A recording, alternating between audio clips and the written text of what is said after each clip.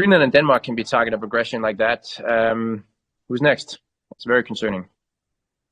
We have been actually very grateful for the strong support we have received from all European capitals and from many. या फिर Donald Trump कहता मैं अपनी फौजें भेज के पूरा का पूरा ग्रीनलैंड आपसे ले लूंगा। इंडिया फ्रांस के ऊपर ज्यादा ट्रस्ट कर सकता है? At the end of the day वो यूरोपियन है। What do you make of that? मेरा ये ख्याल है कि वेनेजुएला जो है it will go out of focus and the real focus will now remain, will move to either Greenland और Iran. What about? It is a hostile takeover, and the Greenlanders are angry about this, and we are too in Denmark, to be quite honest. $10,000 से लेकर $1,00,000 पर ग्रीनलैंडर को देने की Donald Trump ने बात करी है। फ्रांस को डिस्कार्ड कर रहे हैं, ग्रेट ब्रिटेन को डिस्कार्ड कर रहे हैं, नेटो को बोलते हैं आई डोंट नीड नेटो, और ग्रीनलैंड पे मैं अटैक करूंगा तो नेटो को खत्म कर दो, मुझे नहीं चाहिए। कि तैयारी पूरी हो चुकी है और मैं समझता हूं कि इन अटैक ईरान पे होगी। तो फ्रांस को अगर आप देखें, और ये 3 कंट्रीज की जो बात हो रही है जिसमें इंडोनेशिया, इंडिया है, इसमें तीनों देशों के साथ एयरक्राफ्ट और अब जैसे इंडोनेशिया हो गया तो एयरक्राफ्ट और सबमरीन कोऑपरेशन है। डोनाल्ड ट्रंप लगातार ये कह रहा है कि उसको ग्रीनलैंड चाहिए। अब अमेरिका ने सारी चीज़ें तैयार कर ली हैं, इजराइल ने सारी चीज़ें तैयार कर ली हैं, और मैं समझता हूं कि ईरान को भी एहसास हो गया इस बात का कि अब अटैक आ रही है। इस मिराज एयरक्राफ्ट से लेके राफेल तक, और जो हमारी स्कॉर्पियन सबमरीन्स का प्रोजेक्ट है वो भी फ्रांस से ही शुरू हुआ है। और रूस और चीन से आपको इतना बड़ा खतरा है तो ग्रीनलैंड में आप यानी कि अमेरिका अपने मिलिट्री बेस क्यों नहीं बनाता? अमेरिका के सैंक्शंस इतने सख्त हैं और दिन ब दिन बढ़ते जा रहे हैं, तो इसलिए आई थिंक ये कोशिश कर रहे हैं कि एक क्रिटिकल मास अपराइजिंग हो जाए, इसीलिए वो धमकी दे रहा है। जय हिंद दोस्तों, जब हम बात करते हैं भारत की कद के रिगार्डिंग और प्रधानमंत्री नरेंद्र मोदी जी ने क्या डिलीवर किया है, तो फिर दुनिया के इंसिडेंट्स जो होते हैं उससे भारत की जो छवि है वो नज़र आती है। अब पाकिस्तानी मीडिया इसको देख के चिड़ी हुई है और इसको रिलीजियस एंगल से देख रही है। मैं देख रहा था पाकिस्तान के सीनियर एक एनालिस्ट है, ठीक है, जो लेटेस्ट जियो पॉलिटिकल इंसिडेंट होते हैं उन पे बात करते हैं, नजम सेठी, उन्होंने भी इस टॉपिक को पिक किया। बिकॉज कुछ रीजन है, इस वजह से मैं नहीं चला सकता उनकी वीडियोस फ्रीक्वेंटली, बट उन्होंने इस पे बात की है कि डेनमार्क के जो एमपी हैं, मेंबर ऑफ पार्लियामेंट, उन्होंने भारत से अपील जो की है कि भाई भारत हमारा आगे बढ़ के मदद करे ग्रीनलैंड के बारे में, या ग्रीनलैंड को कैप्चर करने के जो इंटेंशंस हैं डोनाल्ड ट्रंप को, उसको काउंटर करने के। अब आप यहाँ पे, हालांकि नजम सेठी ने तो इसके रिगार्डिंग बहुत उल्टी सीधी बात की है, उसको डिस्कस मैं नहीं करना चाहूँगा, बता देता हूँ आपको। उन्होंने कहा कि भाई भारत जो है वो किराए के पैसों पे या फिर थोड़े से अपने वहाँ से ऑयल के चक्कर में या इन सब वजहों से वहाँ पे जाके लड़ सकता है। ये उल्टी सीधी थियोरी, पता नहीं कहाँ से ये नजम सेठी ले आते। लोग पाकिस्तानी सुनते हैं तो उनका शो काफ़ी ज़्यादा फेमस होता है, but the real reason is कि आप देखिए डेनमार्क के जो एमपी हैं उन्होंने भारत से जिस लहजे में अपील किया है, ये दिखाता है कि भारत की कदकाठी काफ़ी ज़्यादा बढ़ चुकी है। अगर भारत वहाँ पे खड़ा होता है ग्रीनलैंड पे अगेंस्ट अमेरिका, सो अमेरिका की भी इतनी हिम्मत नहीं है कि वो डायरेक्ट आके वहाँ पे इन्वेड कर दे और बूट्स ऑन ग्राउंड करके कब्जा कर ले, अगर भारत खड़ा होता है। अब क्वेश्चनेबल ये होता है कि भाई रसिया और चाइना से क्यों नहीं कहा, क्योंकि दोस्तों इन दोनों देशों को माना जाता है, ये वेस्टर्न कंट्रीज़ में, कि ये डेमोक्रेसी फॉलो नहीं करते। रसिया में जी जिनपिंग, आपको पता है कि वो लोकतंत्र नहीं है, तानाशाही टाइप है, ठीक है, अब जैसा भी है, पर लोकतंत्र नहीं है। इसी तरीके से रसिया, देन विकल्प क्या बचता है यूरोप देशों के पास? भारत और यूरोप के ही कुछ देश जैसे फ्रांस और यूके, ये सब।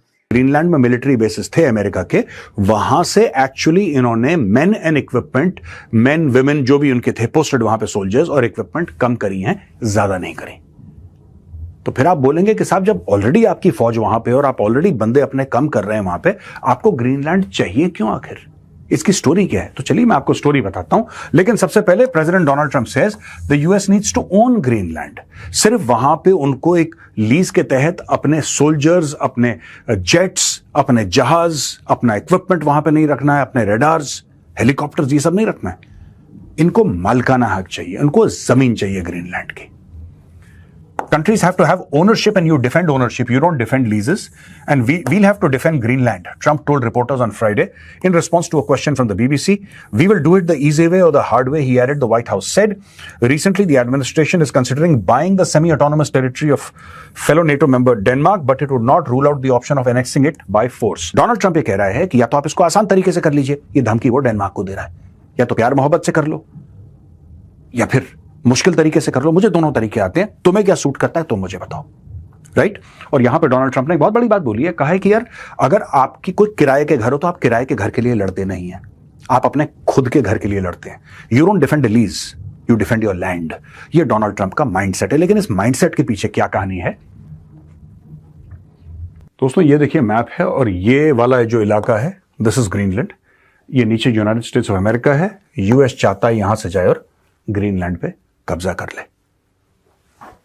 ऊपर आर्कटिक सर्कल है और यूएस का कहना है कि इस इलाके से चाइनीज शिप्स आते हैं और इस पूरे इलाके से चाइनीज शिप्स आते हैं, रशियन शिप्स आते हैं और अमेरिका की सिक्योरिटी को बहुत बड़ा खतरा है. एक तो ये बात है दोस्तों, ठीक है ना. This is one part of the story. लेकिन इस कहानी के और भी पहलू हैं. देखिए अगर आप इस लाइन को देखेंगे ना, ये लाइन है, ये यूएस है, ठीक है दोस्तों. ये कनाडा और यूएस का बॉर्डर है. ये अलास्का है और इसके यहां पे अगर आप इसके बिल्कुल इस तरफ चले जाएंगे, if you go towards the west, तो ये इलाका आ जाता है. ये बेरिंग सी वाला इलाका है जहां पे एक्चुअली अमेरिका और Russia they are bordering states और बॉर्डरिंग नेशंस. वो दोनों बॉर्डरिंग नेशंस हैं और कहते हैं कि जब बहुत ज्यादा बर्फ जम जाती है पीक विंटर्स के अंदर, अमेरिका से आप रशिया पैदल जा सकते हैं. You can actually walk from Alaska. एक डियोमाइड करके आइलैंड्स हैं, 2 आइलैंड हैं, लिटिल डियोमाइड एंड बिग डियोमाइड. दोनों के बीच में आप पैदल चल के, यू कैन एक्चुअली 2.5-3-4 किलोमीटर का फासला है, सफर है. आप अपना आराम से जाइए, धीरे धीरे पैदल चल के आप यूएस से रशिया, रशिया से यूएस जा सकते हैं कायदे से. मतलब इन द सेंस कि it's easy, it is walkable. इतने पास हैं अमेरिका और रशिया एक्चुअली. अब ये देखिए साहब, यहां पे ये पूरा जो ग्रीनलैंड है और ग्रीनलैंड जो है वो डेनमार्क के अंडर आता है. ठीक है. ये 2 अलग अलग मैप हैं जो हमने यहां पे कट कॉपी पेस्ट कर रखे हैं. ये कॉन्टिन्यूअस नहीं है, बीच में इसलिए मैंने सफेद पट्टी डाल रखी है कि आपको कंफ्यूजन ना हो. ये डेनमार्क है, दुनिया का सबसे बड़ा आइलैंड. इंडिया और फ्रांस अगर आप 1998 से देखें, अगर आप इनकी इस रिलेशनशिप को एनालाइज करें तो काफी अपने साथ में चलते हैं. मिलिट्री प्लेटफॉर्म राफेल, स्कॉर्पियन के बारे में मैंने बात करी, advance submarine sensor, joint military exercises, हमारी वरुणा, गरुड़ा, शक्ति, इतने सारे एक्सरसाइज हमने इंडियन ओशन रीजन में हम एक दूसरे की कोऑपरेशन कर रहे हैं. और फ्रांस इज आपका इंडो पैसिफिक पावर में भी शामिल है. तो एक न्यूक्लियर और स्ट्रेटेजिक टेक्नोलॉजी है जो हमारा जैतापुर न्यूक्लियर पावर प्रोजेक्ट है, उसमें ईरान की बहुत कोऑपरेशन है. तो अगर ये जो सारी चीजें हम देख रहे हैं तो I think president Trump is making a big mistake. This is my reading for making America great again. He is in a हरी.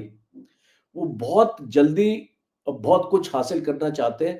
और मेरी ये एक रीडिंग है जो मैं मिलिट्री हिस्ट्री में भी पढ़ता हूँ, जियोपॉलिटिक्स में भी पढ़ता हूँ, कि जल्दबाजी जो आदमी करता है ना, वो फिर चोट भी उसको बहुत ज्यादा लगती है. If you try to climb the ladder straight away on top and when you fall then you know there is no support for you.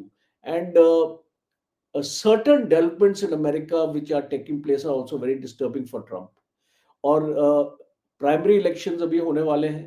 दूसरा, अभी जो सीनेट में वोटिंग हुई है वो ट्रम्प के अगेंस्ट गई है, जिसमें सीनेट ने ट्रम्प को बता दिया है that you will not launch any military offensive against any country without the approval of the senate.